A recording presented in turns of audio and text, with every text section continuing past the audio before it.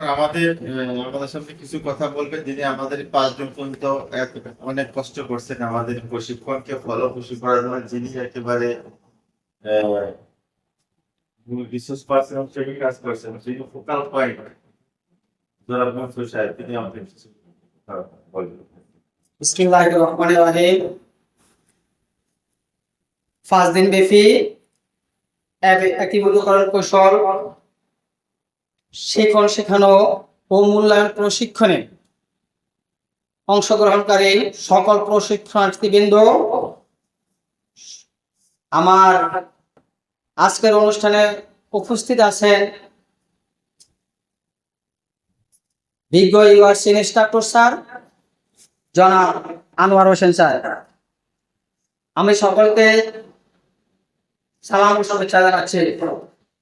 গত 5 দিন আমরা একীভূতকরণ কৌশল শেখানো এবং মূল্যায়ন নিয়ে যে নিবিড় কাজ করেছি, তা শুধু একটি পাঠ্যক্রম ছিল না, এটি ছিল আমাদের শিক্ষক সত্তাকে নতুন করে আবিষ্কার করার একটি প্রচেষ্টা।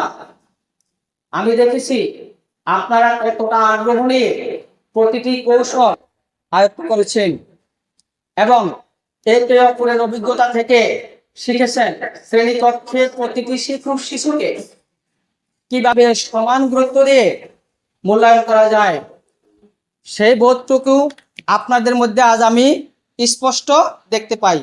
এটি আমার কাছে সবচেয়ে বড় প্রাপ্তি।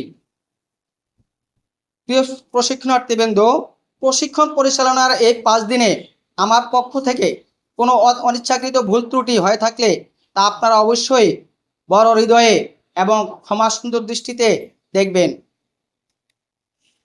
মানুষ হিসেবে অগোচরে অনেক সীমাবদ্ধতা থাকতে পারে, আমি তা আমাদের এই আলোচনার বারান্দাতেই রেখে যাচ্ছি। আমার পক্ষ থেকে যা কিছু ভুল, যা কিছু অপ্রয়োজনীয় আপনাদের মনে হয়েছে, তা এখানেই বিলীন হোক। আর আমাদের অর্জিত নতুন জ্ঞান, আধুনিক কৌশল এবং একে অপরের সাথে গড়ে তোলা এই সুন্দর সম্পর্কটুকু আমরা আপনাদের সাথে নিয়ে যাবেন।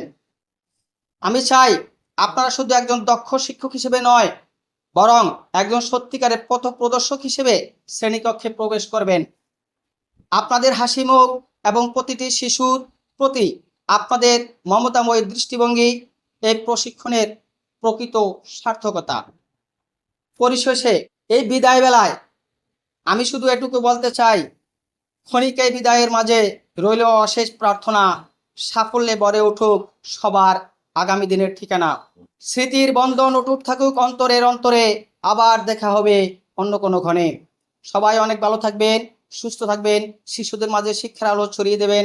আপনাদের সবার সুন্দর ভবিষ্যৎ কামনা করে আমি আজকের মতো আমার বক্তব্য শেষ করছি। আল্লাহ হাফেজ।